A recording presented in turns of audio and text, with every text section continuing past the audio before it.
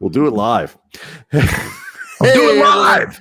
We're doing it live. Welcome to tonight's late night happy hour. Brian Kamenetsky and Andy Kamenetsky, joined by our friend Sabreena Merchant. And Sabreena she's a repeat guest on the show, which we always appreciate. And she has, which I think other people, by the way, and a repeat chat participant, which we always appreciate. Yes, I do love the chat.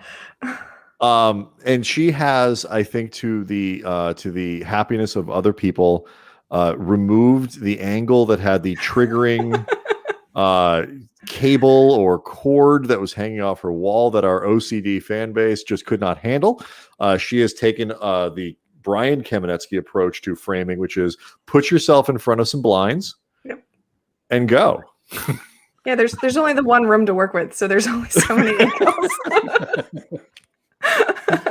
But like, you don't have the excuse. I mean, like, we've now done, Andy, how many shows? Like, we did how many with ESPN? Like 80 or something? Something 70? like that. And we're over 100 as an indie venture. Right. You would think I would have figured out, like, how can I liven up my background? I have not. So thank you. Anyway, how are you? I'm doing pretty well. Yeah, it was funny the last time we had this, and was it the kid from NYC said that the wires were bugging him, so I moved my desk around, and I was like, I think that's gonna work now. Just so all my Zoom backgrounds are it better. wasn't just him; it was triggering kind of everyone. Oh, okay. Yeah, and so it isn't just about the things you do, Sabreena, in terms of your decorative style that triggers our particular audience. Our audience is exceptionally easily triggered. Like, I mean, basically our show should come with a trigger warning, because these freaks will just lose their mind over, I'd say some pretty basic structural or wiring issues. I mean, I would hate to see some of these people around a construction site or something like that. They see people up on a scaffold. I think they're really going to lose their minds. Well, I'm happy to help, and if it gets me back on the show, I'm all for it. Yeah, we do what we can. People, people do what they can to get back on the late night happy hour. There's no question about it, even if that means turning their desk around. So, all right. Speaking of things that are triggering, ooh, nice seg. Real pros here. Yep, 114-89, the Utah Jazz in the marquee game of the night in the NBA, or at least what was supposed to be. Stomp the Lakers. Now, there are a couple different ways we can approach this. We could talk about the Lakers, but I think we kind of understand what the deal is with the Lakers. They don't have their second and third best players. They're currently losing a lot of games, and they really have no business beating the Utah Jazz tonight, in my humble opinion. So I would like, at least, before we get to the rest of the Western Conference, before we talk about the Clippers, before we talk about Alex Caruso and the most provocative commercial that an NBA player has put out in years, which we will play for you if you haven't seen it, I'm going to ask you, Sabreena Merchant, the official question of the late night happy hour. Are the Utah Jazz for real? Okay. We're looking to, by the way, to get that question sponsored if anybody's out there. Maybe you should talk to Alex Caruso on the next Lakers media availability and see how he's doing.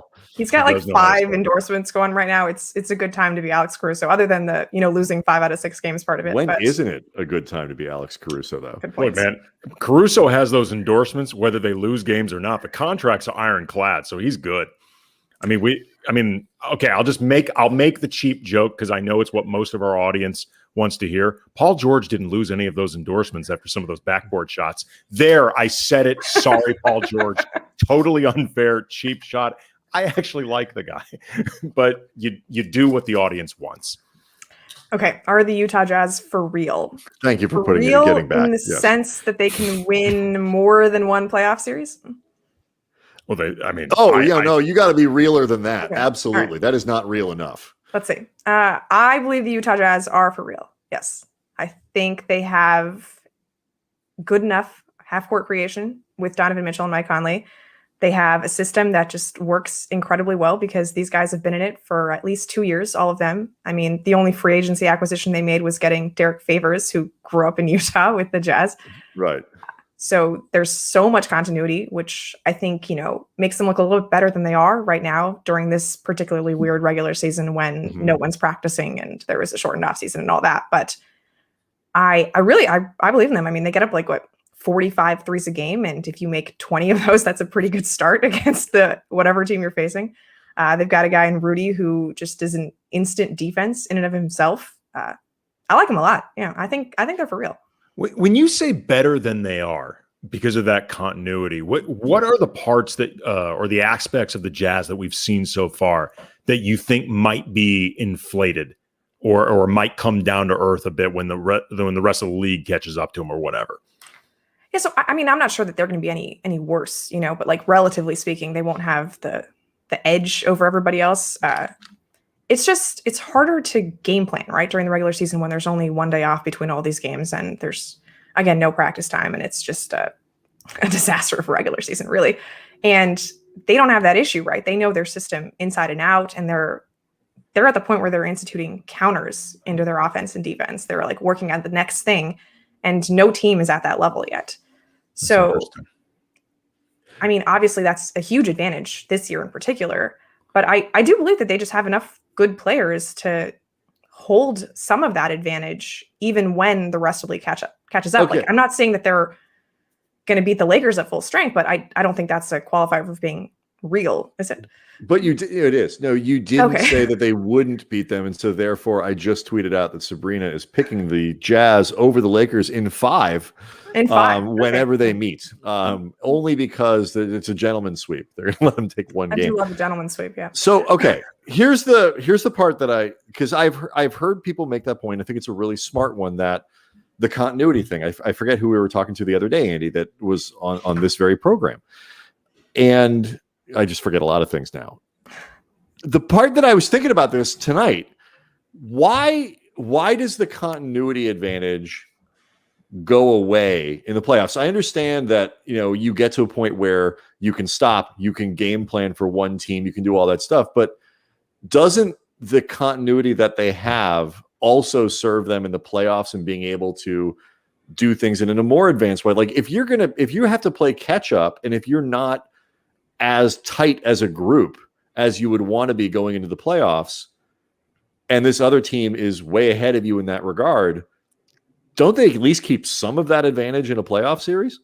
Oh, I definitely think they keep some of that advantage. I just don't think it's to the same extent. The gap that they've created in the regular season, I don't think what is going to exist in the playoffs. But I also think that there's some structural flaws with the Jazz that just are not tested during the regular season. And that's the kind of thing that would get exploited potentially during a playoff series. I'm just not sure that there are enough teams in the league who can really do that, because, again, really good team. I think they should have 3 All-Stars. They don't. Mike Conley seemed aware of that tonight's game, but poor guy. When he splashed a 3 on Marc Gasol, I was just like, this is really rude, Mike. You didn't need to do that to Mark. He's Mike Conley, beyond being, I think, a really good player, and I think for all of his career, a pretty underrated player. He is a really, really nice guy. You will never hear a bad word about Mike Conley Jr. So that's it's Brian and I were actually talking about this a couple of days ago. It's similar to when Lamar Odom, that year that he won 6th Man of the Year, he had been in the conversation about potentially making the All-Star team as a reserve, which had never happened before with Lamar. And, you're never going to meet anybody in the league more liked than LO. And he was genuinely sad he didn't make it, because he knew that he only had so many opportunities to do it. And despite having 2 championships at the time, he had never really been, I think, in sniffing distance of an All-Star game before. They even made that a storyline on Keeping Up with the Kardashians that year. I remember. Yes. It was poorly done, though. They had it as if the fan voting was for All-Star reserves. And that really bugged me, because that's not how reserves are chosen. But, live and learn. Did you write an angrily worded letter to E? I mean, the show's coming off the air now, isn't it? I think, yeah. I finally got my revenge. Actually, I think it's longer than it's 20 seasons, something insane like that. when you're not on like network television, I guess a season doesn't have to span like normal amounts of time, so they can get 3 seasons, so to speak, within one calendar year. But yeah, it's an insane amount of television. You're right. Top Chef is on like season 28 or something. Like, it hasn't been, and I know Top Chef has not been on since I was like in college. No, It's like it's my sophomore year in high school. I wasn't watching that. I think Shark Tank is like close to 15 or 20 seasons. I'm like, yeah, there's no way it's been that long. no, it's nowhere close to that. It's been on longer than you think, though.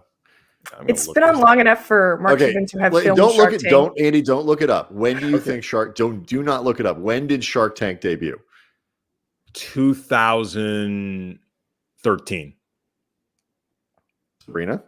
It's definitely earlier than that because Mark Cuban missed a pitch meeting with Darren Williams to film Shark Tank, and that was the summer of 2012. So nice pull, Sabrina. I'm going to say 2011.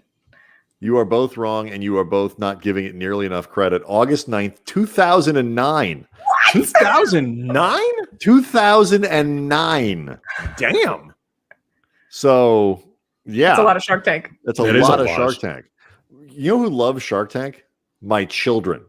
Yes, they love Shark Tank. Like, their favorite thing to do. My grandma, our mother, and my kids love watching Shark Tank together. Like kids, my son is 8 years old. He knows do not walk into that room overvaluing, your sales.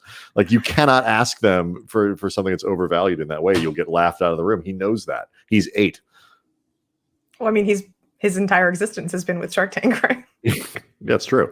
But I actually saw that the other day that there was like, and this happens sort of in the NBA too. Like, you start to age yourself, where there are people now coming on Shark Tank who grew up watching Shark Tank and are inspired by Shark Tank and tell that to the people.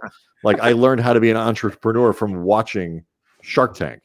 But like, okay, so back to Utah here. Like, when you talk about structural stuff that you don't think works, I think the biggest argument, I look at them and say they're at the very least wouldn't beat the Lakers. They don't. Who on the wings do you have in a 7-game series? It's Joe Ingles. It's Bogdanovich. Like, is that enough to stop, a LeBron AD combo, whatever? I don't know. But if they play this well, it seems like they have other advantage. They're kicking the crap out of people. Yeah.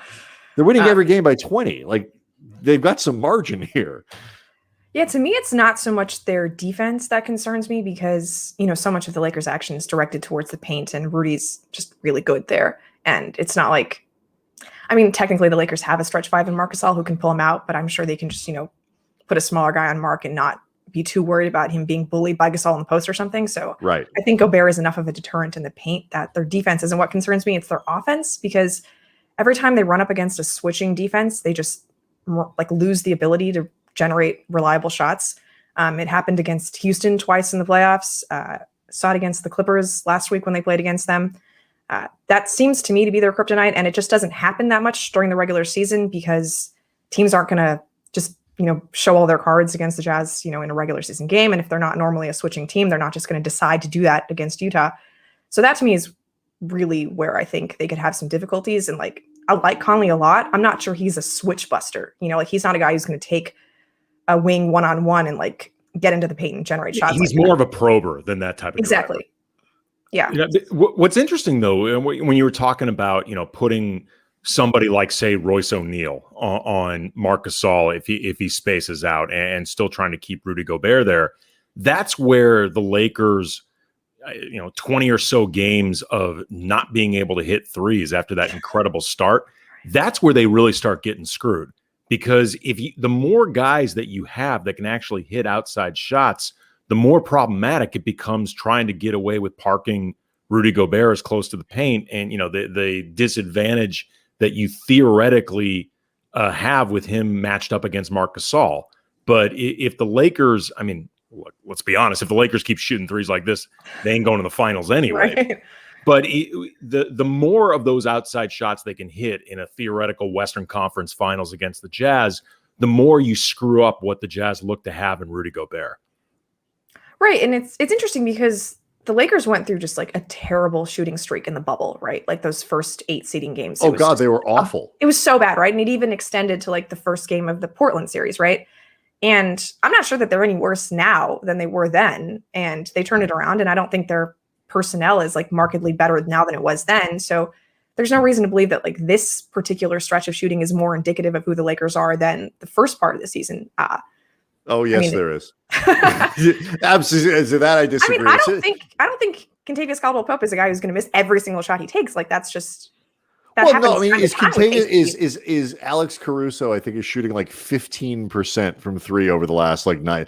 Okay, he is a better than 15% 3-point shooter. I absolutely agree with that. But like, here's we sat here. I mean, literally, I sat here and. Like we're genuinely was worried about the Lakers in the bubble, like because they were not a good 3-point shooting team during the season either, during the the pre-bubble season, and it got a little bit worse. And we were all sitting here going, like, if they shoot like this in the playoffs, there's going to be a problem. And they didn't, and that was good. But like, there's no guarantee this year that they can go into the playoffs and that will turn around again. Markieff Morris did not hit a 3-pointer until the playoffs began. He was awful.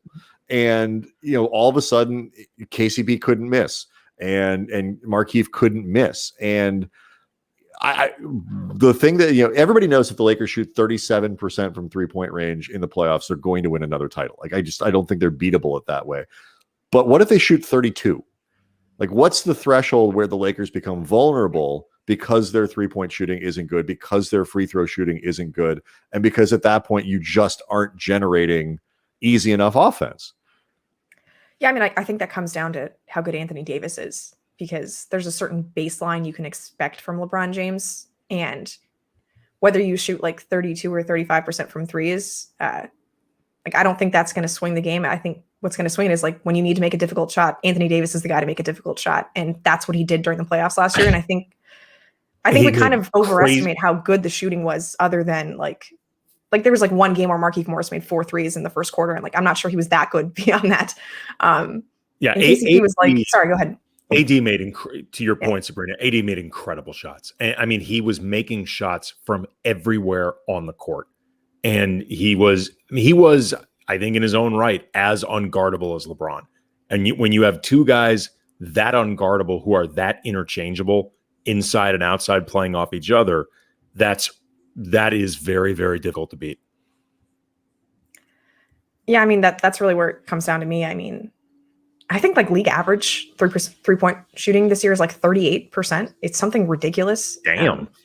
Yeah. So the Lakers being bad like looks even worse because you've got teams like Utah who are making 22 out of 48 today. And a lot of those, it's just like Jordan Clarkson like dribbling into a 3. And it's like, I feel like I've seen this shot before and it's not supposed to go in this often. But league average is 37%. Yeah. That is staggeringly good. Okay. Stunning, right? Like you used to think like 35 was like the marker, right? And it just keeps going up and up. Well, we'll get to this is important. We'll get to the Clips. The Clippers are shooting 42% as a team. Yeah. This is, by the way, how much better Utah was tonight from behind the arc versus the Lakers. They made 22 threes in this game for 45%, but 22 threes. The Lakers shot 24%. Like they made almost as many threes as the Lakers percentage for threes. Like that is an insane discrepancy. Yeah. I mean, then that would mean like the average team would make 37 threes against you, right, Brian?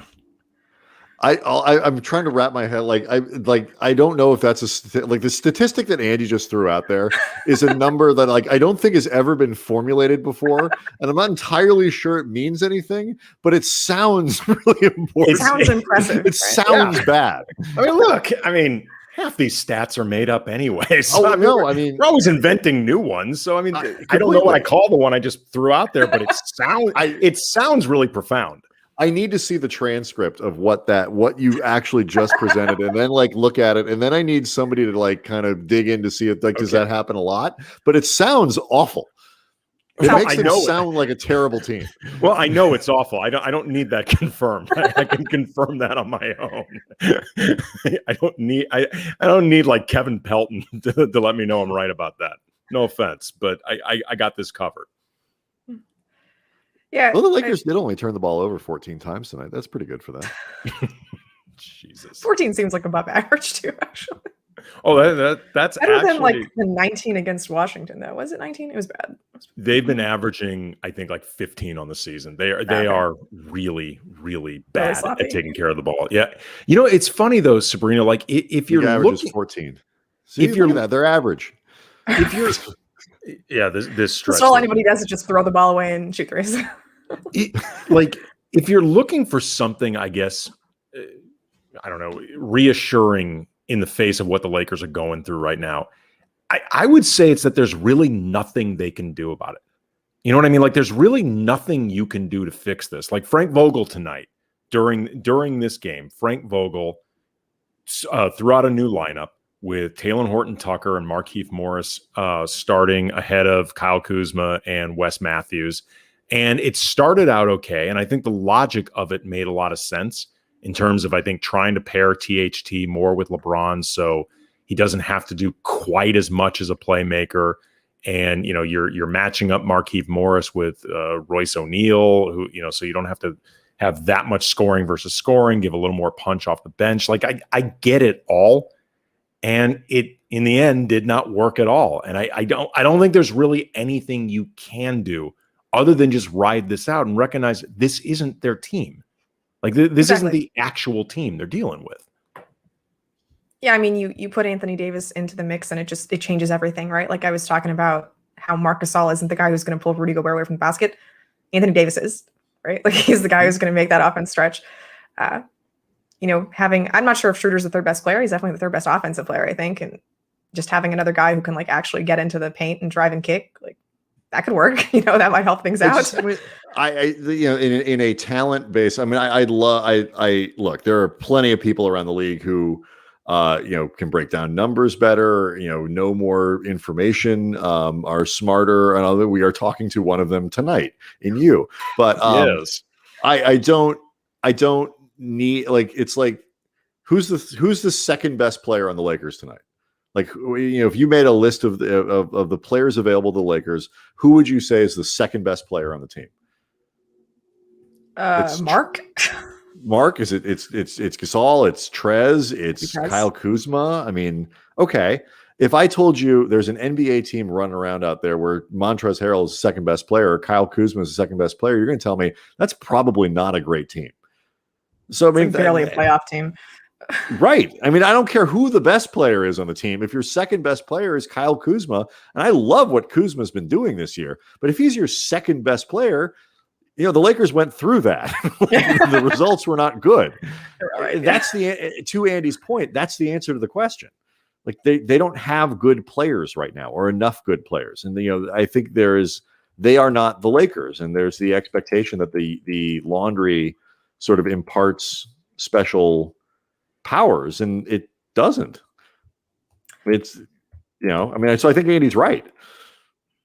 Yeah, I mean, I think there are teams that are better built to withstand like the absence of one of their superstars. I think the Clippers are one of them, but the Lakers are perfectly, I'm not perfectly, but like they're very well constructed to complement what those two guys do. And when there's no one to complement, it just doesn't look like anything.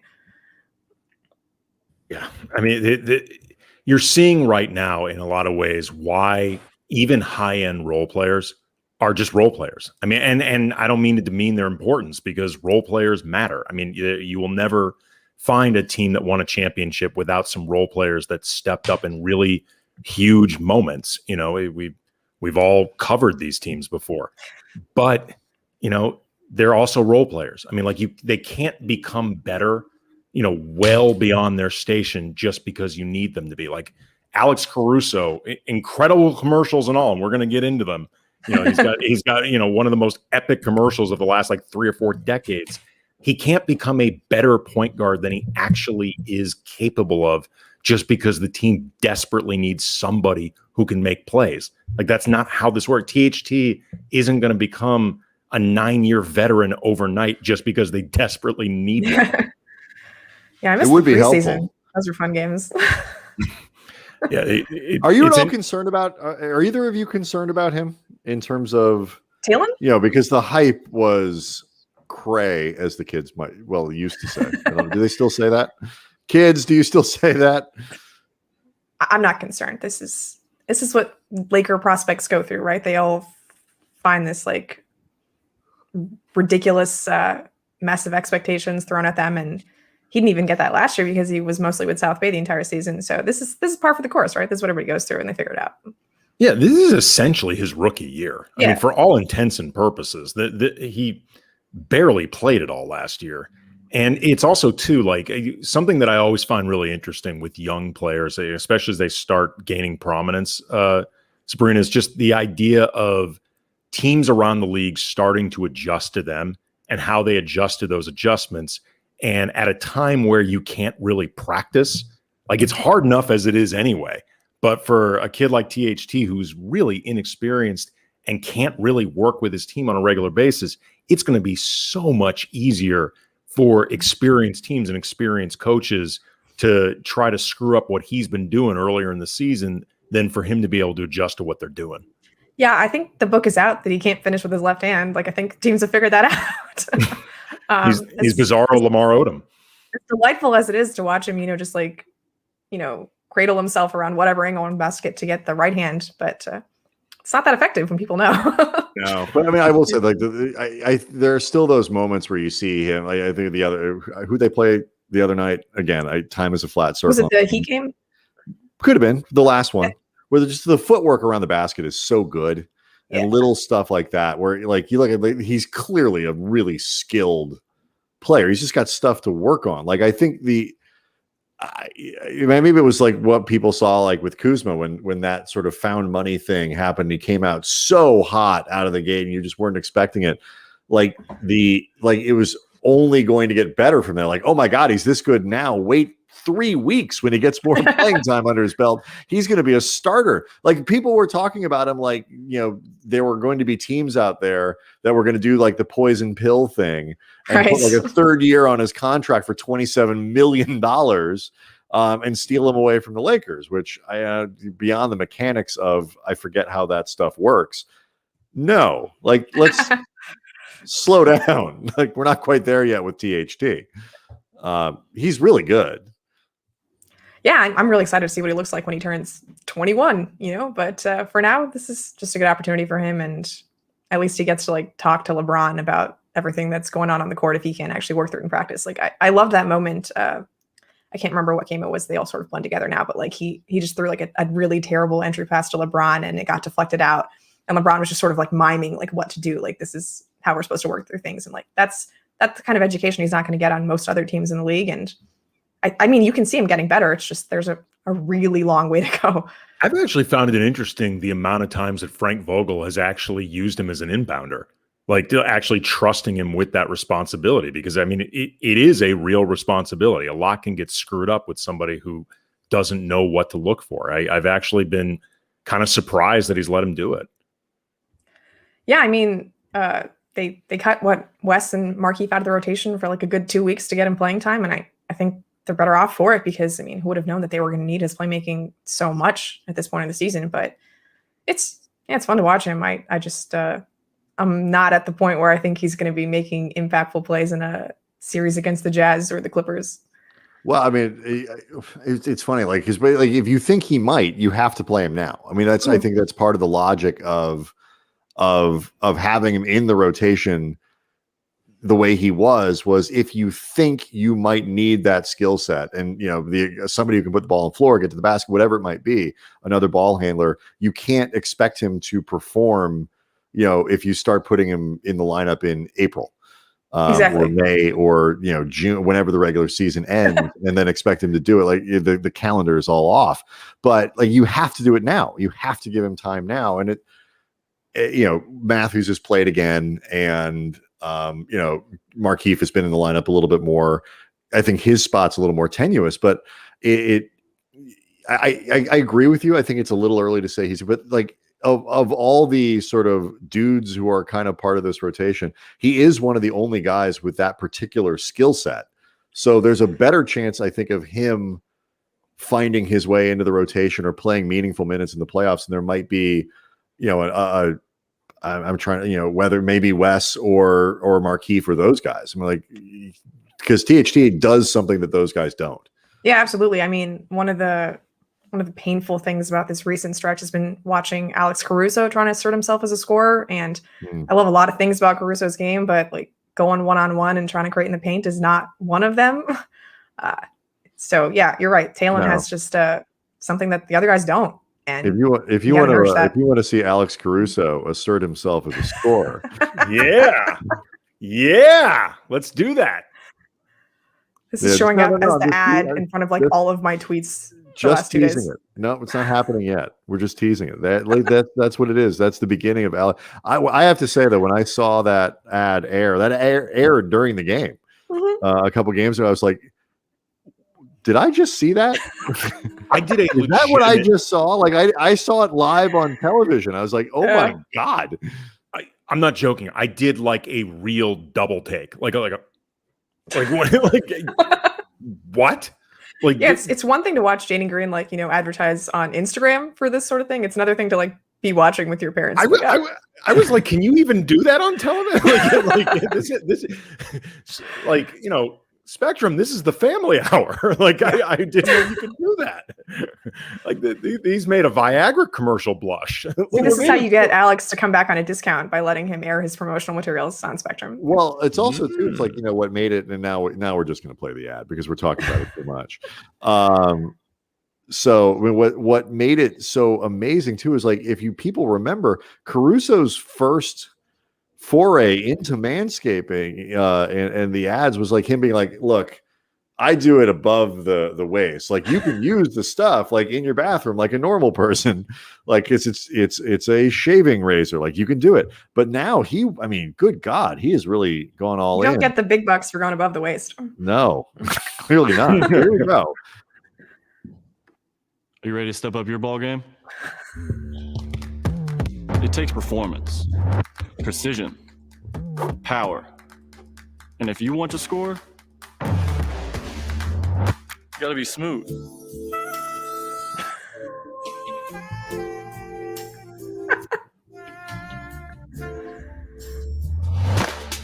Head over to manscaped.com to get your Lawnmower 3.0 and receive free shipping with your online order. Unbelievable. It's really funny. The actual visual, the eggs, the butter, the saxophone. He's carrying two basketballs with him. Like that. I mean, just the opening. Like, do you want to step up your ball game? Is so perfect. It's amazing. I mean, look, we've been around. All of us, the three of us, have been around Alex Caruso since he first emerged with the G League team. And, he was just the guy that, everybody thought it was adorable that this, goofy looking white dude with a bad hair situation, who could dunk and pass a little bit. Like it was like a fun sort of, ironic story. If you had said this guy in 4 years, forget having sponsorships, just in and of itself, was going to cut one of the most epic commercials of like, I don't know, ever. The history of television. Like, you even laughed out of the room. That would have sounded ridiculous. It's crazy. I have no words. What I love about it is like the idea, like Alex Caruso is leaning into the idea of like Alex Caruso as sex symbol. Like that's essentially what this is. Like it's like sensuous, like nothing but ball references and all this other, like you were supposed to leave it. I'm a little uncomfortable even talking about it. You're supposed to leave that commercial like really thinking about Alex Caruso's ball. Like, I assume, yeah, that's the takeaway I got.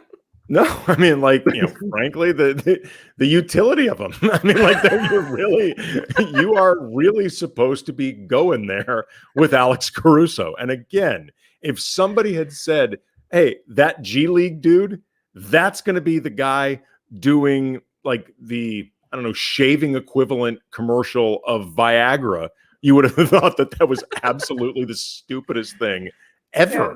Somehow this is like a more miraculous turn than him like even being a productive rotation player. This level of celebrity is insane. Look, I showed my wife a picture of Kelly Oubre, and she's like, "Oh, like okay, like because we were talking about like different players, things that I was like, oh, there's this guy who is like super into fashion, and he goes every year to France and all these other things, and and he is widely considered one of the best looking players in the NBA. And so I showed her picture. She's like, oh, okay, I see it.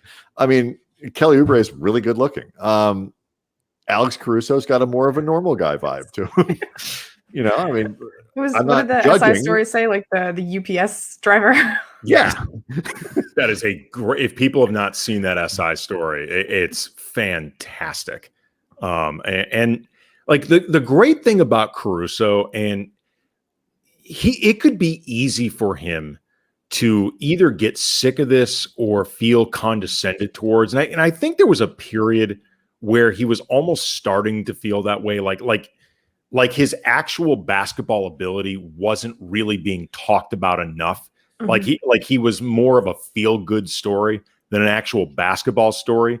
But now that I think he recognizes people know the value that he brings to a championship level team. He was closing games for a championship level team. Now he'll just take all your memes and all your jokes and all the way. Doesn't give a shit. He's like, you know what? At this point, now it just pays. Like, bring it on. I don't care. Yeah, that's a really good point. This is the kind of thing that he couldn't do if like his championship bona fides were under question, right? Like he gets to start game 6 of the finals, and now it's like, all right, now let's have some fun. Yeah. I mean, because in fairness, it was, there is a lot of the look at, hey, the white bald guy can jump. Like, that was half the story there then, but you're right. He is incredibly valuable. This is actually where statistics and analytics and the nerds are really helpful, because almost to the point where people, I think, overstate a little bit of what he's capable of doing. Like, why isn't Alex Caruso playing 43 minutes a night? But you need those people to point out, folks, the best lineups the Lakers have in the fourth quarter are with Alex Caruso. The best lineup, the best two-man pairings that LeBron James has ever had include Alex Caruso, and you need people to be able to point that out. Otherwise, he stays a gimmick. Yeah. It's just, he's just another reminder of role players are still role players, though. Yes. Right now, he is. But he's a role player with a great killer commercial. Yeah. But before we move on to the next topic, we actually have a question for you. It's from at HM Fagan, NBA insider Harrison Fagan. I don't know who that is. Never heard of him. Ask her about her dad's basketball takes. I'm telling you, it will be must watch. I mean, there's just so many directions I can go with this. Pick whatever lane you'd like, Sabreena. If you need to think for about 45 seconds, we'll play the Caruso commercial. Yeah, my dad came to LA right around the start of Showtime. Okay, so he's been a Laker fan the entire time he's lived in America, basically, and that's how he raised me and my brother, to be Laker fans. So he's go to college, not get a job, go be Laker fan. I think it worked out okay. But yeah, So he's had a hard time accepting LeBron. He likes the Lakers who start their careers here and, are in Laker blood the whole time. And it's funny because while the Lakers were really bad, how all the kids in Southern California, really latched on to Steph Curry. My dad is one of those too. So he loves the Warriors so much now. And everything LeBron does is compared to Curry, which is just a really weird way to experience the Lakers now. But yeah, today my dad realized that LaMelo Ball was better than Lonzo because we were spending more time on that game than the Laker game. That was a nice realization to come to. He's been wanting to. Sorry, go ahead. Yeah, I was going to say, is there a bitterness in his mind that somehow the Lakers didn't end up with the LaMelo Ball experience, they had the Lonzo Ball experience? I think the real bitterness is that we didn't end up in the Klay Thompson experience. He's already decided that if the Lakers meet the Warriors in the playoffs when Klay Thompson is playing, he'll root for the Warriors, which I cannot deal with. Literally, Showtime is when my dad started watching basketball, and this is what we've come to. That is weird. Yeah, he can't watch the Lakers now because there's no Anthony Davis and he doesn't like watching LeBron. So there's I not don't a blame lot to anybody latch for onto. not watching him now. I mean, that doesn't make your dad weird. It just means he has taste. Doesn't mean he has taste, yeah. But basically, he's a 13-year-old boy. He's just allegiances. Yeah, the way I like have to just explain everything is like, it doesn't matter that we drafted Lonzo over Tatum. Like, he would have been in New Orleans now. It doesn't matter that we drafted, D'Angelo over Porzingis or whoever else was in that draft. Like, he would have been somewhere else now. So this is the team we're stuck with. LeBron's here. Like, we should start to like him now. Stuck with? They won a title last year. Oh my God. So my dad literally, like, the one thing he liked about LeBron from the championship experience was when he said, like, I want Rob Pelinka to get his respect too. Like, that was the moment that stuck out for him. God, that is so good. Like, he's really dedicated. He's like, you know what I really liked about LeBron? And like, this was like when they were getting their rings. He's like, I liked when he said that Pelinka should have gotten his respect. I'm like, for bringing LeBron over? Like, what are we talking about? I mean, I could have done that. I mean, it's funny, like, not to go down the Pelinka thing, but like, the heart. Rob gets too little credit for the stuff that he actually does that are hard, and too much credit for the stuff that probably isn't that hard that he managed to do. And getting LeBron here was not the hard part. You mentioned before, Sabreena, that the Clippers have a roster that's sort of meant to complement their players a little bit more. They're playing sneaky well too, and this despite having their guys in and out of the lineup and all that stuff. How threatening do you think they are? Where, relative to Utah, relative to the Lakers, and what's different about them this year than last? So I think the Clippers are the best team in the league.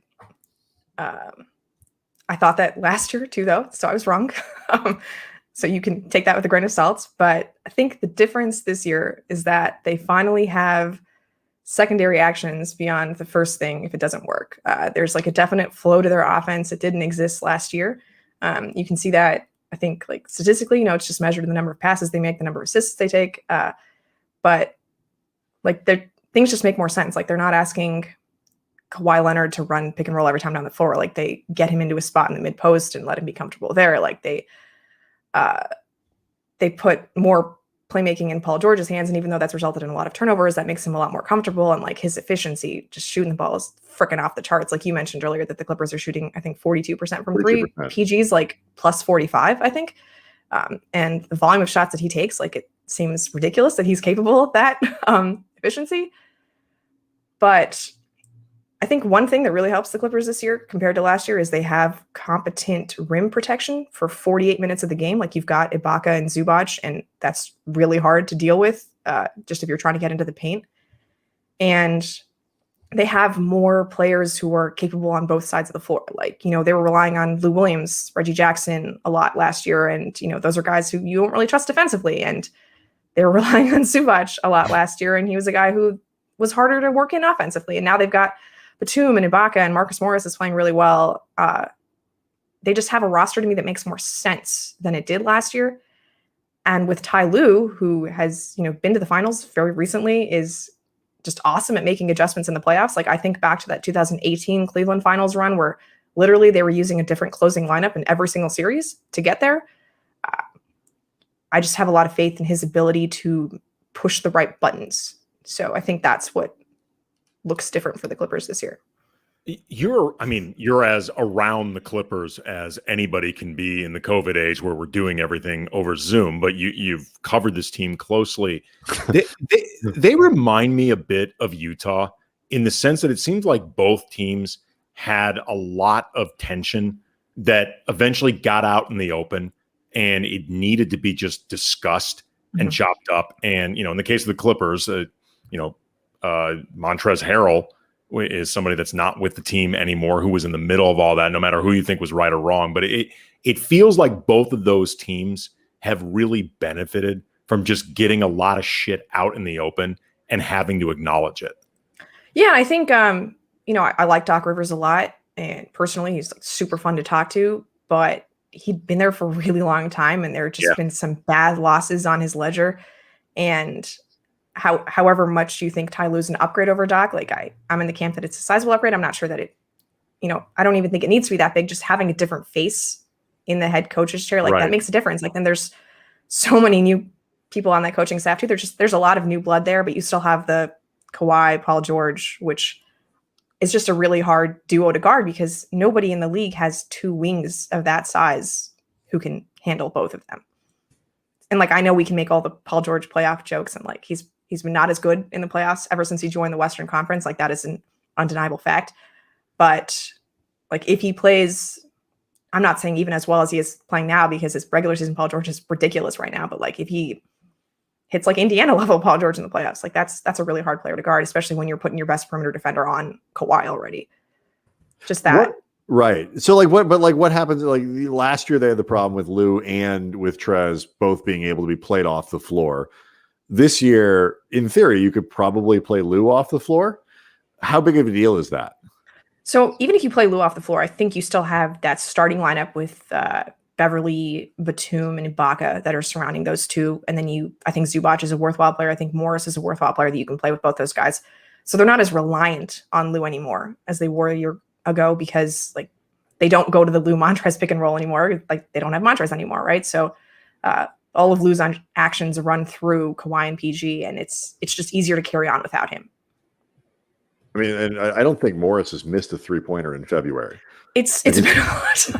He missed a couple against Brooklyn, but other than that, it's been every sailing. time I turn on the TV, it's Brian Seaman going senior for 3. Another one. Every single time. Do the Lakers call Markieff twin? I don't know. Because when they refer to Morris, like Ty Lue, all the other guys, they only call him twin, which I think is weird when there's another one, but I don't know. I didn't really have friends who were twins growing up. I know you guys are not. I'm not trying to suggest that. No. Mike Brown used to always call us twin. He would always refer to both of us as either twin or twinny all the time. So while fully aware that we were not, we weren't right. Here's my thing though. I do not approve of adult twins. I don't think it's okay. I find them. I think they're creepy. It's adorable when they're little and like they run around. Oh, look at those little ragamuffins that look the same. It's not okay when they get older, and old people twins are the worst. Like 75, 80-year-old, like that is really weird and creepy, and I do not like it. I do not approve.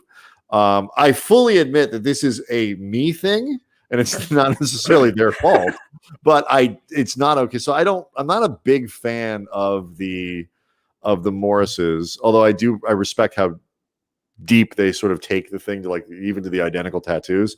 Not anymore. Right, but for a while. Yeah. And are there tats now? I guess like is there enough of a difference that you can know who's who just by looking at the ink?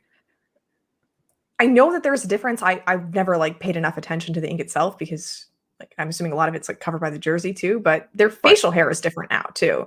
Like they're taking some steps apart. Yeah. They've become their own people. Yeah. Nice. Well, partially because Marcus, I mean, they can't do the joint bank account thing anymore because Marcus makes way more money. Or maybe that's why they do the joint bank account thing, so Keith can, be subsidized to play for the Lakers. Anyway, I don't approve of adult twins. But to your previous point, and I forgot what it was at this point. I shouldn't have done that. Well, here's actually there's something interesting. Like the second half schedules were released, and one of the things that I noticed with the Lakers, but this involves the Clippers too. The Lakers in May, the final month, have 4 back-to-backs. Like basically, their May is basically all back-to-backs, which could be pretty hairy considering they're already really damn tired. Like they have way more back-to-backs in the second half than the first. They had 3 in the first half. They've got 7 in the second half. But they also have 2 cracks at the Clippers as well as 2 cracks at Utah. And I think they've got like 1 or 2 games apiece with Phoenix and Portland, like all the teams that are within 3.5 games of them in either direction. So like the Lakers and the Clippers for that matter still like have this opportunity to mess with each other's seedings and to whatever degree that you actually think it matters for either of them, or if for nothing else, just the matchups that they could end up having before they hopefully eventually meet each other. Like we're going to be seeing a lot of those two going up against each other. That's going to be really interesting. Yeah, I mean the one thing that stuck out to me with the schedules is the Lakers have a 7-game road trip in like March and April. Meanwhile, the Clippers have a 9-game homestand, which is absurd. Like, why would you have to send the Lakers away for that long just to get the Clippers? The league favoring the Clippers. It's the Grammys again, right? Oh, It's always the Grammys. Yeah, this is the lesser known AMA road trip. I think that's what they're going on. Did you notice, Sabreena, apparently that the Lakers played like one game against an Eastern Conference team in the first half of the season? Because it seems like they play Orlando 4 times in the second half. Yeah, I got to be honest. The one game I had circled on my calendar when the schedule was released today was when the Clippers play the Sixers. I'm very excited for the Doc Rivers revenge game, and Paul George and Seth Curry also have long-standing beef. So that's the only one I was looking at. It is funny. Like, I am not a Doc. It's not that I don't think Doc is a good coach. I think Doc is in many ways overrated. And I thought when the Clippers, swapped out for Lou, I thought that was an upgrade in a lot of ways, certainly as an X's and O's person, but I don't think they really even lost much in terms of voice and gravitas and all that, just given how respected Ty is around the league and among players. But the flip side is Doc going to Philly makes a ton of sense there. He's sort of replacing himself. Brett Brown was basically that guy in Philadelphia, where the stars of that team needed a different voice to tell them what to do, even if it was the same thing. They just needed a different guy. Yeah, absolutely. I think Brett Brown was hired the same year that Doc was. So, yeah, it's pretty much like a that long. Yeah, he was there at the start of the process. Oh, so, wow. like, right when they traded, was it Michael Carter Williams? Oh, no, they traded. Is that before or after the debut of Shark Tank? Yeah. By the way, we have another question from Twitter. This is from @Daman Rangula. I'm not familiar with I'm familiar with his work. Where's the TV, Sabreena? There's a question about where your TV and presumably the OCD cord is. So again, like we said, people do watch, people do pay attention, and frankly, I'm flattered that I have people who remember what the setup is supposed to look like here. We get more mail, Sabreena, that says, "Bring back that nice lady with the weird cords." Oh, hey, this with the unkept audio setup. This Daman character is also in the chat. I'm not saying Doc is a bad coach. I just think he's a bad coach. That's one way of putting it. I just don't know how to end that sentence otherwise. I'm not familiar with his work. No. This Daman character. Does he work? I'm not sure. I believe he was very guarded about the details of his work last time he was. I gotta be honest, if I had the sort of Twitter profile that he did, I wouldn't be telling everybody who my employer was either. No. When you are as good at snark as whoever this Daman is, I'd keep a lot of things secret too, including my employer. The less that is spoken of, the better. Yeah, it's this schedule with the Lakers, man. Like, first of all, I was relieved just to see that their season began on a Friday after the All-Star break, as opposed to the Wednesday. Like, everything for them matters. Like, especially for LeBron. Like, there is nobody in the league that has less business playing in this All-Star game than the captain of the West. Like, I mean, really, like, he has no business being there. There's no upside to it whatsoever. Yeah, it's pretty bad. I find myself like already standings watching, to see like which matchups favor the Lakers best. And like, I'm kind of even rooting for them to get to the 4 seed just so we could save like a theoretical Lakers Clippers matchup for the Western Conference Finals. There's so many good teams in the West. Like, it's crazy. How many? Because, I still believe Denver straightens it out. They've certainly been better. They got off to a terrible start and they've been better since then. Portland, at some point, just have to start thinking that Portland's just pretty good. Like, win multiple series, probably not, because you're probably too reliant on Lillard at that point. But they're doing all of this right now without McCollum, which means something. And, obviously Utah is really good. San Antonio. How is San Antonio in 5th place? Do you want to play that team? I don't think I do. That's the one I would root for, honestly. Like that's the best out of the options. But like, you want to talk about a pain in the ass? Like, I was reading today, the Ringer had a great thing about like how incredibly good their second unit is defensively. Like weird pop shit like that. Like just nobody wants. You don't want that in the playoffs. No, you don't. All the way down, and if Dallas gets their stuff together, they could become one of those random really good 8 seeds that make you work harder than you're supposed to in the first round. Like, it's not getting any easier unless you're in the Eastern Conference, which once again sucks. It's terrible. Just the worst. Why do we not relegate them already?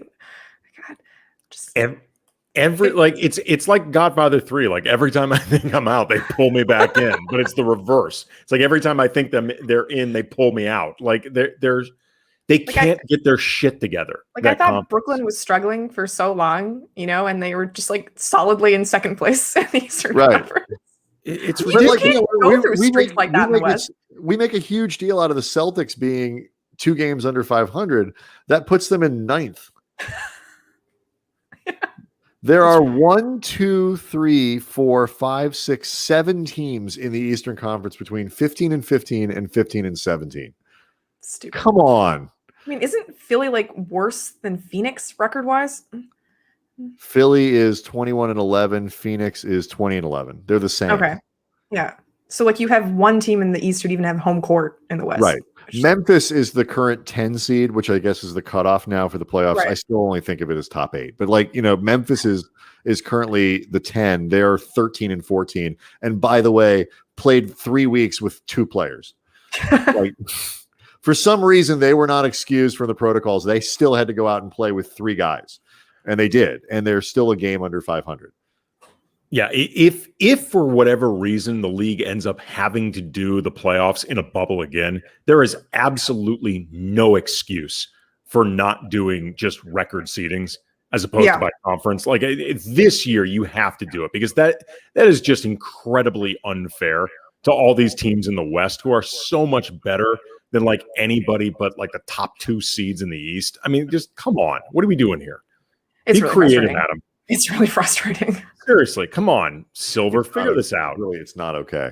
All right, before we let you go, because we are edging near here to the top of the hour. This is a good. We actually should have asked. We kind of hit on this yesterday with Sopan Deb at the New York Times, who is a Celtics fan. Are they going to fire Danny Ainge and Brad Stevens? Probably no, but I do wonder when at least when the patience with some of those guys wears out. You are, as we mentioned, Sabreena, like probably the smartest person we know. And we know like 8 people. Oh, wow. So and you've been on Jeopardy, which is also something that you're the only person we know who's done that. What's your take on how Ken Jennings has done as the guest host? I like Ken a lot. I've been like a Doc Rivers compliment coming. Right. I've been analogizing this, replacing Ken Jennings Trebek. I'm not saying he's not a good coach, but I'm not saying he's not a good host, but I will say the first episode he hosted, his pacing was pretty fast. But I remember watching Alex Trebek's first episode. They had aired like some old episodes back over the summer, and it is unrecognizable from what Alex Trebek became. So I'm willing to, allow him some leeway in terms of figuring out his voice. I just thought it was really nice to have somebody who you associate with Jeopardy at the lectern. Like, it feels very comfortable. It feels natural that Ken is there. He knows all of the answers. So like he can, provide some color with the trivia while he's hosting, which is nice. It just feels like Jeopardy, to see his face there, which is nice because it's been a really weird season on Jeopardy, right? Like all of the COVID protocols that they put in, like having, the host have to stand 10 feet away from the contestants while they're interviewing. And right. Everything is a little off, but just Ken makes sense to me. I think, because I was saying, I watched like one, I kind of watched his debut and then I didn't see it for like a week and I kind of watched a few more. I was like, he's pretty good. Like it doesn't seem weird. I thought it was going to seem a lot weirder. Whereas like today I saw Drew Carey hosting Price is Right, like he has for like decades now. like I was scared. I mean, he looked like he'd been like living off in a compound for like the beard is like way out to here, and it's like it's terrifying. I didn't quite know what was going on. I do think though that you could have gone from a little more continuity and just gone Alex to Alec. Like, is there any way that this gets Caruso Precision. the gig? Look at this. Power. Look at the feathery jumper. And if you want to Look score, at the determination. Have you guys watched any of the episodes this week with Mike Richards hosting? No. Okay. So That's got to be a different vibe. Yeah, he's Head the over to producer of the show. manscaped.com to get your lawnmower 3.0 and receive free shipping with your online order. Sorry, we're not stopping and playing. Speaking this. of different We're the whole thing. What are balls? No, but I'll check it out. Yeah, Not Michael Richards. No, not Michael Richards. That would be super strange. But yeah, I think about Let's like spark replacing some Alex controversy. Trebek, kind of like replacing Coach K, which is something I think about quite a bit. And everyone sort of assumes that it's going to be like another Duke guy who replaces him, which I don't know why it has to be that way, but like that's kind of how I feel about Ken. Like he's another Jeopardy guy that has to be there. Like it would just be strange if they brought in like Sanjay Gupta or Anderson Cooper, like any of the guest hosts who they've like floated, like are perfectly fine individuals to, you know, stand there for 2 weeks at a time. But well, I don't know. In this case, Andy and I always make fun of, you know, he knows what it is to be a Laker. In this case, it may make sense. makes sense. Yeah. Is there somebody that like either has been suggested but hasn't had their opportunity yet, that or is outside the box that you'd love to see get a shot? I've heard the name Neil deGrasse Tyson a couple times. That would be interesting. Alex always used to say that he wanted Betty White to replace him. So I hope that she gets a guest turn, because that would just be a nice. Oh my that would God. just be a nice way of like, you know, honoring his wishes. You know who's been thrown around that I think would be awesome? I mean, she's got too great of a gig of her own. I don't know if she'd have time. Is Mina Kimes. Oh yeah, She'd be That'd fantastic. really cool. Yeah. Didn't she talk about that on online, you know, on her feed? Like, I think she Is her gig very better excited than hosting with the Jeopardy? idea. I here's the thing. Like, her current gig may not be better than Jeopardy, like in terms of just that as a job, but stepping in to be the next host after Alex Trebek, I don't know if that's a better job specifically than what she has with ESPN. Being the next guy after Alex.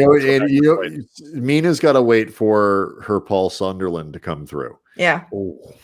That's basically what this is. That's basically what you're talking about. That was really rude. But it wasn't Paul Sunderland's fault, but like that's Paul Sunderland's exactly actually very good at what he does. Chick Hearn dies. Literally nobody wants that job right away. Oh, it's absolutely true. And like somebody's got to do it. So he does, and then you know, and he did a perfectly good job. He's a very good broadcaster. Yeah, and that's why like, no, we hate him. That's why the guest host thing works out well, because it's sort of like the bad pancake, you know, on the way. The bad pancake? Yeah. You know, like the first pancake is the bad pancake. Is this not an expression that y'all are familiar with? No. So I like think all pancakes are delicious. Oh, I think I know what you're talking about. You're talking about like the first pancakes that you make, they tend not to have the same brown as you go through making them, but the hotter the grill gets, and I don't know the exact explanation, but you are 100% correct. The best looking pancakes are always the ones that you make the further along you go. You are 100% correct about that. They have the best consistency, the best flatness, the best color. That is correct. Yeah. So the guest hosts are like the bad pancakes, right? Like they're just the ones you have to throw out on the way, and then we get to somebody else. Right. So I still think it's going to be Ken. But Ken is your pancake. Though he's got this other show, which I haven't watched, The Chase. You all seen that? No. But I can't imagine that like that would interfere with his desire to host Jeopardy if they asked him to come over. Like, there's no way he would say, "Oh no, thanks. I've got this thing on ABC going on." Like, there's no chance. No clue what that is. No, yeah. All right, Sabreena Merchant. Thank you again for coming. And thank you again for explaining the layout of your home, and for taking into consideration the weirdness of the people who watch this program with regularity. And you can read all of your stuff. What else? We read all of it at SB Nation, but like, what you get anything like coming out that people should look for in the next day or two, or like, anything to promote? You got a tight 5 at the comedy clubs. What's coming up? I'm not dumb on. I don't have that bit to end on, but yeah, Silver Screen Roll. That's where my columns run on Fridays usually, and I've got some stuff in the pipeline at Clips Nation, which I'm not going to tease too much, but it's good stuff coming. Okay. All right. Well, again, Clippers and Lakers are going to have some cracks at each. Yeah, they're going to have some cracks at each other in the second half. So you definitely want to keep up with Sabrina's coverage of the team. It is quite good. Tomorrow night, Jorge Castillo, we're going to do some baseball. Spring training has started. It is in full swing. Things are happening with baseball. We're going to talk about them. I'm going to read about them tomorrow. I'm going to ask Jorge questions about them because this whole baseball thing snuck up on me, to be perfectly honest with you. Friday, Dave Schilling, really funny guy. Good on the NBA, good on everything, just really funny. He's going to join us. And then yes. Natalie dressed, as they say. And then got a lot of good stuff coming up next week as well. Again, thanks to Sabreena. Check out all of her stuff over on SB Nation, Silver Screen and Roll, Clips Nation, all that. We'll see everybody tomorrow night. Dank you, Nederland.